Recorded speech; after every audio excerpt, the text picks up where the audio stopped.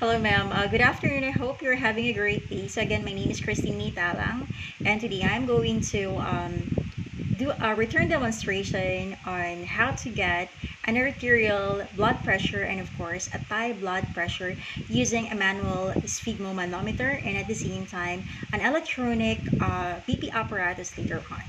Okay, so we'll be following the ADPI process where A stands for assessment, D for diagnosis, P for planning, I for implementation, and E for evaluation.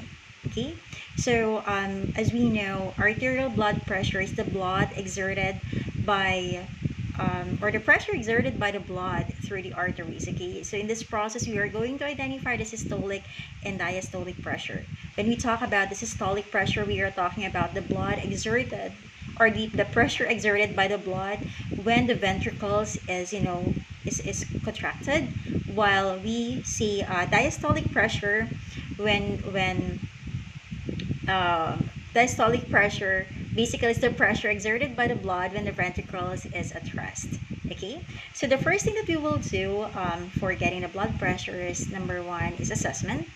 So for assessment, the first thing is, of course, we know the purpose of doing the blood pressure. Okay, so blood pressure is basically a good way for us to, or it's a good way to use for baseline measurement of the arterial blood pressure of the patient, and at the same time, it can also help us check the hemodynamic status of their patient. So checking the blood pressure can also help us identify and monitor, possible disease, and can also help us plan care, right, or medication, okay, medical regimen for the patient. So after we've identified the purpose, it is also very important for us to establish rapport to our patient, simply because if our patient or if we do this to our patient, they will have or they will be more comfortable of sharing to us or doing the process with us or the assessment with us. Okay, so after we've done the assessment part, it is now time for us to check for signs and symptoms of hyperthermia, or should I say hypertension or hypotension. Okay, so for hypertension, when we see hypertension, we are talking about a blood pressure which is elevated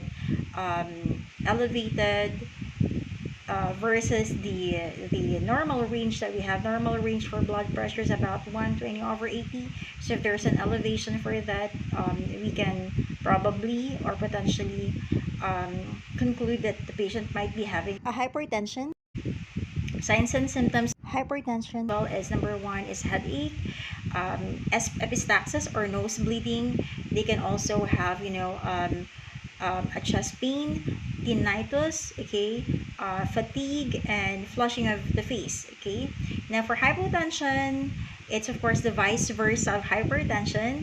So for hypotension, the patient will experience, of course, a decrease of blood pressure.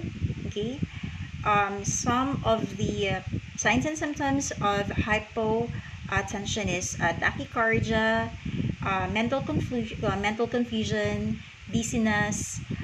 They might also, sometimes experience restlessness, cold, clammy skin, and of course, pale skin.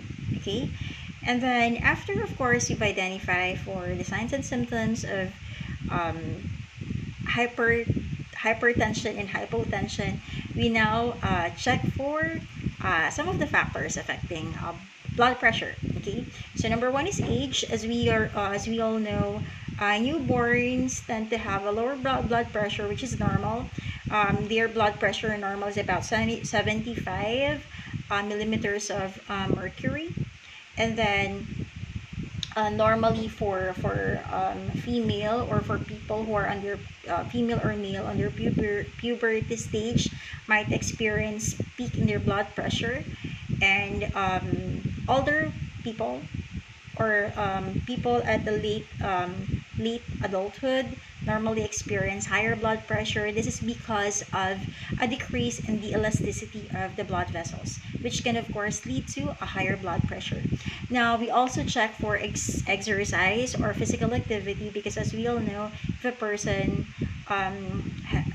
is doing physical activity, then it can lead to a higher cardiac output, which will then which will then have an impact to an increase in blood pressure. Now, aside from exercise, we also check for stress. As we all know, trigger of the sympathetic nervous system can lead to an increase in cardiac output, which will lead to an increase in blood pressure. Okay. Aside from stress, we also check for race. Research found out that African American over age of 35 tends to have a higher blood pressure compared to other races. Okay. Aside from race, we also have to check for, of course, sex, because normally female after puberty tends to have a lower blood pressure compared to what they had before because of hormonal variations. A woman after the menopausal tends to have a higher blood pressure, and then woman after age of 65 tends to have a high blood pressure compared to man. Okay, and then after we check on the sex, it is also very important for us to check for the medications that they're taking. Obesity can also be a factor. Diurnal variations can also be a factor because during the morning we tend to have a lower blood pressure because we are rested, and then during in the afternoon or the noontime we tend to experience peak in blood pressure. After the diurnal variations, we then check for the temperature because temperature can also be a factor in our blood pressure. For temperature, if a person is experiencing, fever, they tend to have an elevated blood pressure. Okay, and then if our patient is also located in a place where there's a cold temperature, it may also affect the blood pressure because of the vasoconstriction.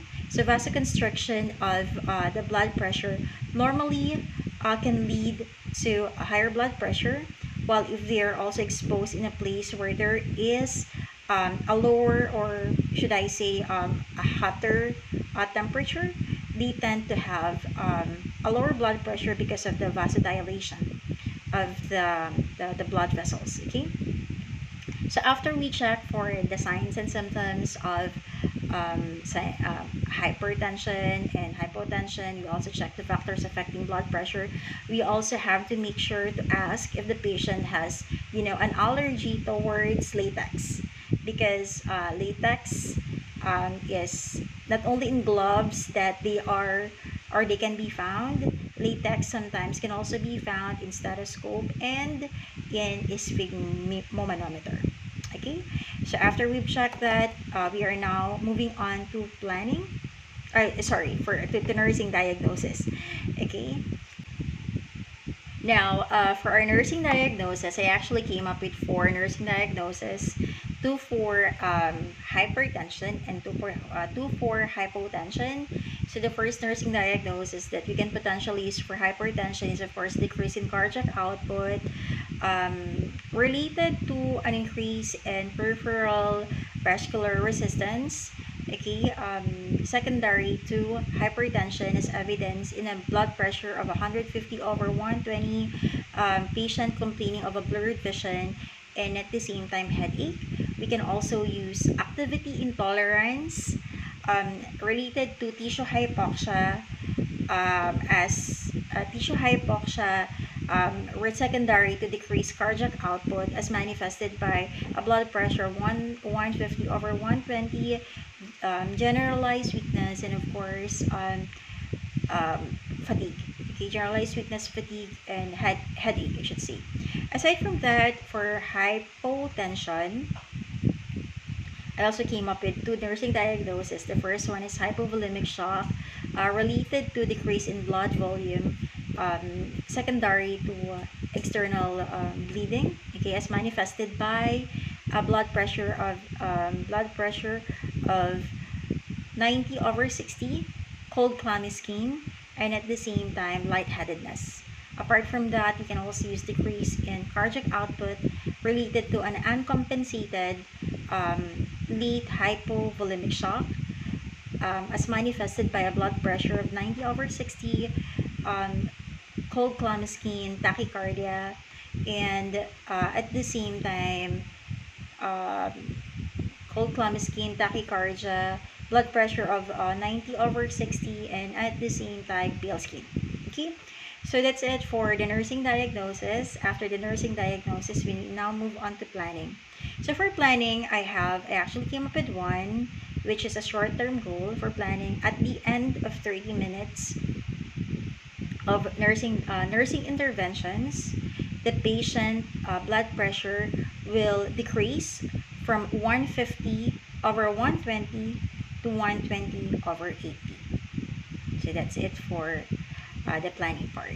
Now, for the planning part, we also have to make sure that we have a complete apparatus. Okay, the first one is, of course, the sphygmomanometer. Okay, it is very essential for us to make sure that we are using the right size of the cuff, okay, or the right sphygmomanometer based on the age of our patient. Aside from that, we will also be using as sphygmomanometer, or sorry, the stethoscope, because this will help us to identify, okay, or help us come up with the blood pressure. So for the planning, that's it. So for the implementation, okay, moving on to the implementation part, of course, the first thing that we will do is to make sure that our equipments are intact, that they are not damaged, because if you're going to use a damaged equipment, then it can lead to a false measurement of the blood pressure. Aside from that, we also have to check for the stethoscope, make sure that it's not damaged, okay, or it's intact. And aside from that, after we've made sure that it's intact, we now ask our patient if ever they have smoke or have ingested caffeine for the past 30 minutes. Okay, the rationale for that is because, smoking and intake of caffeine can lead to vasoconstriction of blood vessels, which will therefore can lead to an increase in blood pressure. All right. So after we've made sure that the patient have not smoked or have not ingested caffeine for the past 30 minutes, it's now time for us to proceed with the process. Okay, so the first thing that we'll have to do is for the implementation, is to identify ourselves to the client, make sure that the client, of course, knows us. We verify the client information based on the agency's protocol. We also explain the process, what the process is all about, and how the patient can participate, okay, in the assessment part. Now, after that, we proceed with the hand hygiene. You can either do hand washing, or you can also use alcohol. Okay, this is to make sure that we don't transfer any types of microorganism to the patient. Okay, so after we've done the hand hygiene, it's now time for us to, of course, provide client's privacy. So if the client is in a supine position, we can do some draping. But since my patient is now sitting, then that should be okay. And then after that, we have to make sure that the patient is positioned appropriately. Okay, so let's start with the feet. So we have to make sure that the feet is lying flat on the ground. That is because cross legs at the knee can affect the systolic and diastolic pressure. It can elevate it. Now for the arm part, you have to make sure that it is slightly flexed, and the palm is facing upward. Okay, and of course the arm is also with the same level as the heart. The reason for that, or the rationale for that, is because if the arm is positioned lower than the heart level, it can increase the blood pressure, or vice versa. If the arm is positioned too high, okay, compared to the heart level, it can decrease the blood pressure. And then after that, we expose the arm. Okay, so what we will do next is to wrap the deflated cuff evenly to the arm of the patient. Okay,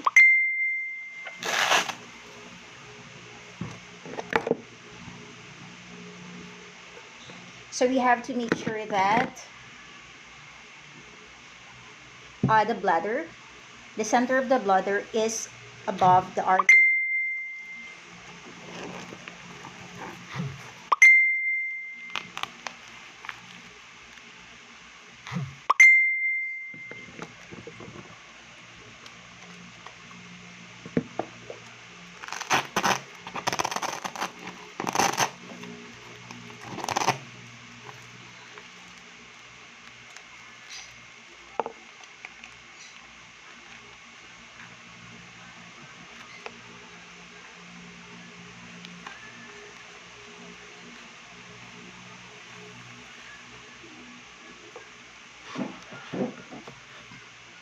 Okay, so after that, of course, we locate the brachial artery. Okay, and the reason for that is because we would like to get or locating or the bladder, which is located inside the cuff over the artery, should be positioned for us to be able to get an accurate reading. Now, after this one, we provide, or if this is the initial examination, we do the preliminary determination of the systolic pressure. So the rationale for that is because the preliminary palpatory determination of the systolic pressure can do the initial estimate or provide the nurse initial estimate of the maximal pressure. This sphygmomanometer needs to be elevated in subsequent determination. So this will also prevent under estimation of the systolic pressure or overestimation of the diastolic pressure. So now we will palpate the brachial pressure or the brachial pressure. We close the valve and then we pump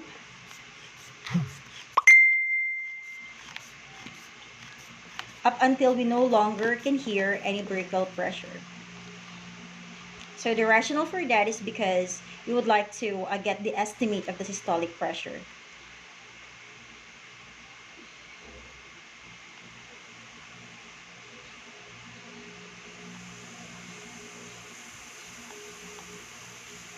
So really, we of course release the blood pressure completely in the cuff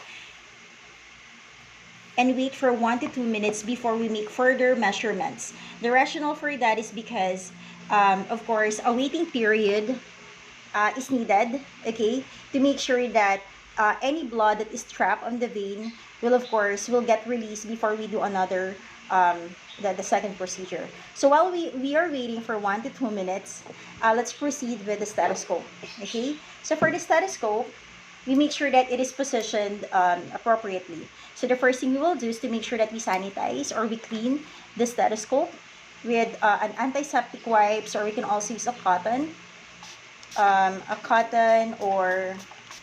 a cotton with alcohol, okay?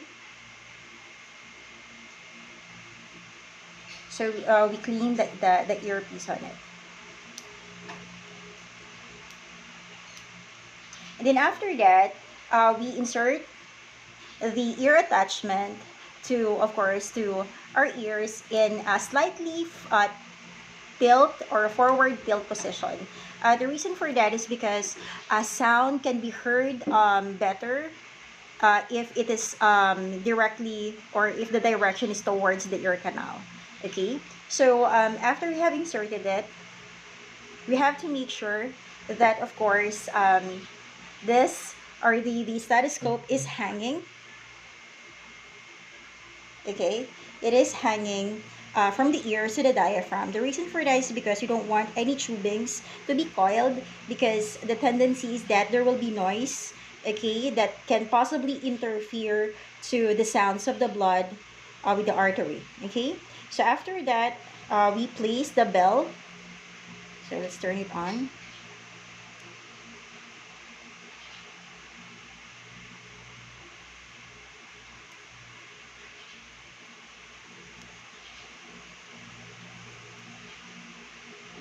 We place the bell part of the stethoscope on the brachial artery. The reason why we are using the the bell part or the bell side of the amplifier of the stethoscope is because since blood pressure has a low density sound, then we'll be able to listen or hear the sounds better using the bell, okay, the bell side of the stethoscope.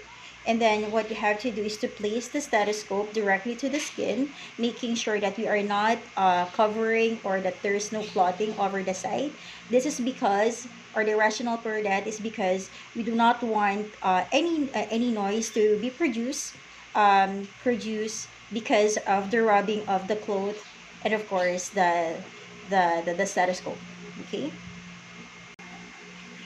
Okay, so after we position the diaphragm, okay, after we hold the diaphragm with our thumb and of course the index finger, what we will do next is to auscultate the client's blood pressure. Okay, so the first thing we'll do is to pump up the cuff until the sphygmomanometer reaches 30 millimeter of mercury. Okay, and then we just have to make sure that we wait until the blood pressure or the brachial pressure disappeared. Okay, and then after that we release the valve on the cuff carefully so that the pressure decreases at the rate of 2 to 3 millimeters of mercury per second. The rationale for that is because if we do it too fast or too slow, there's a tendency that you will get an inaccurate or an error in measurement. So as the pressure also falls, identify the manometer reading, and of course the carrot cuff faces 1, 3, 1, 4, and 5. The reason for that is because there is no clinical significance of carrot cuff phase 2 and 3. So after we've done that, we have to deflate the cuff rapidly and completely and wait for 1 to 2 minutes before making further determination. This is to make sure that we permit the blood that is trapped on the vein too, of course, to be released before we do the another procedure. So let me do it now. So again, we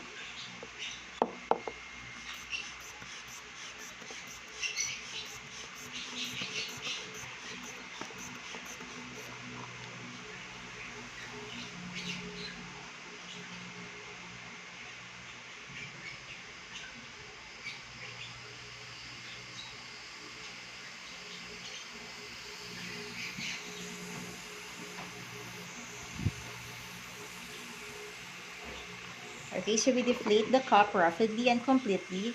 So again, as what I mentioned a while ago, we have to wait for 1 to 2 minutes before making further determination to permit the blood to, of course, the trapped blood to be released from the vein. So after that, all you have to do is to repeat the steps to confirm the accuracy of the reading.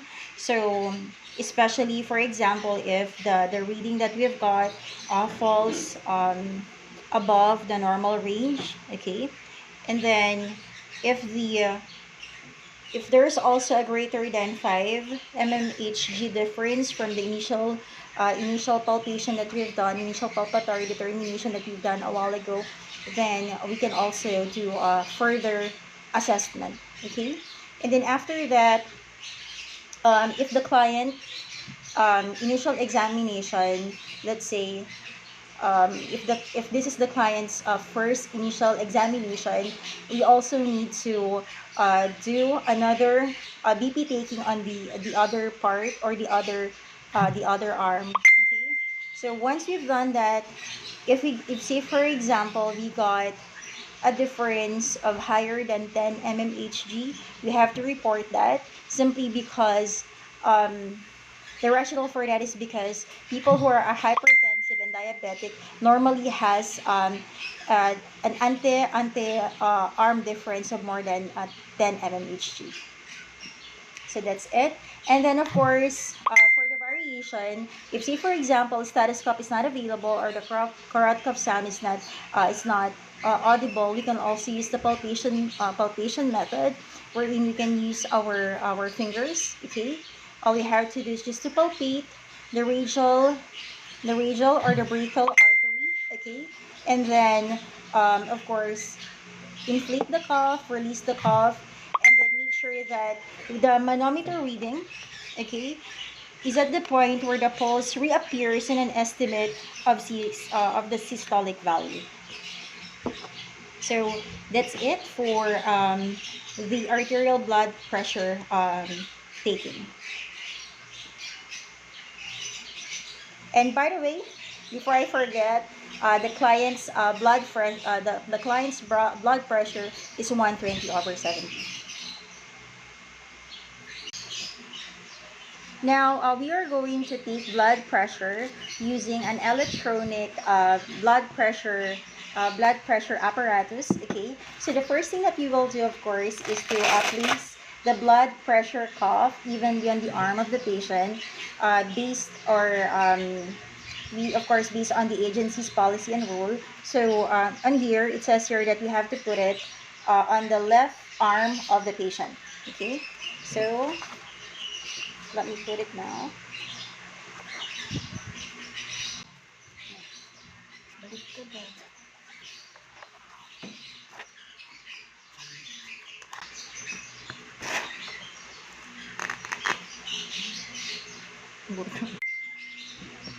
So after we have placed this evenly on the patient's arm, we turn on the blood pressure switch. And then after that, there we go. It's turned on now. Okay. All we have to do is just to wait for it. And if appropriate, set the device for the desired number of minutes between blood pressure determination. Okay.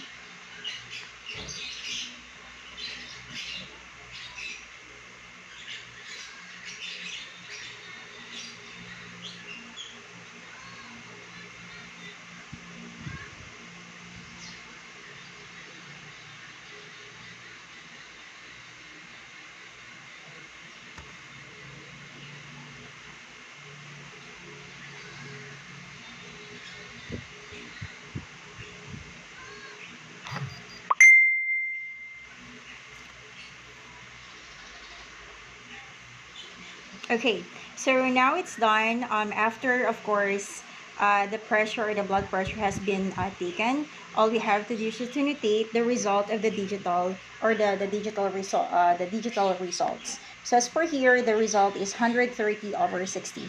So after that, of course, we make sure that we remove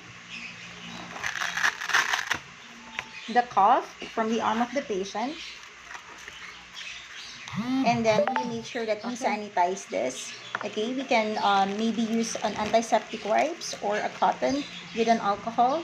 Okay, because a cough can be easily contaminated. Okay, that's why it's very important for us to do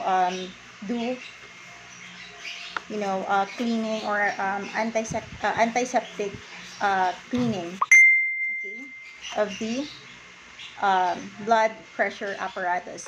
And then after that, if say for example you have identified a very huge difference, okay, on the reading, um, we have to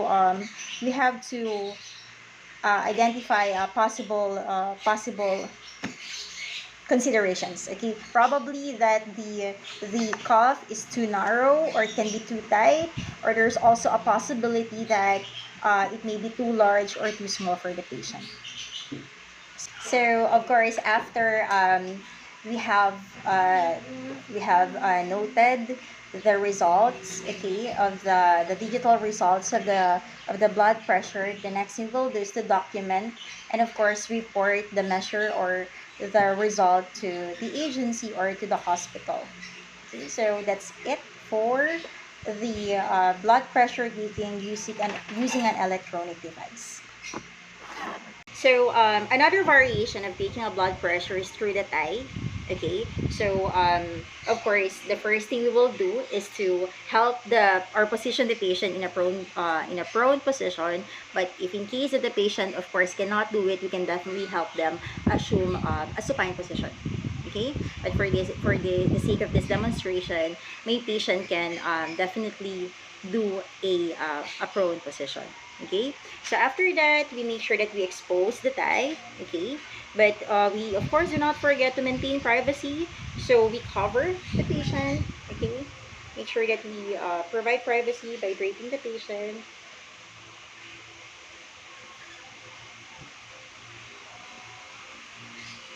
then after that, we locate the popliteal artery. So the popliteal artery is normally just behind, okay? It's at the back of the knee, okay? And then after that, we wrap the cuff evenly to the mid thigh of the compression with the compression bladder over the posterior aspect of the thigh, okay, above the edge of the knee. So the rationale for that is because the bladder should be directly over the arteries to make sure that we'll be getting, of course, an accurate reading. Okay. So after we've positioned that, so this is the time that we get the blood pressure. And now, if say for example that this is the initial examination of the patient, we can perform a palpatory determination, okay, so that we can have a baseline of the systolic measurement, okay. So same goes with the brachial pulse or the brachial blood pressure.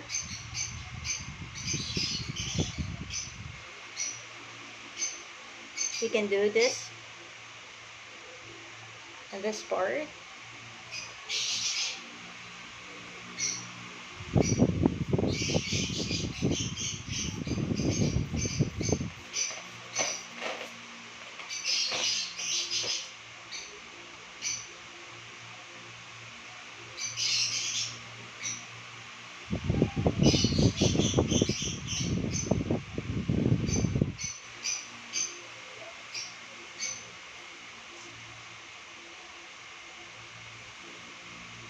Okay, and then we release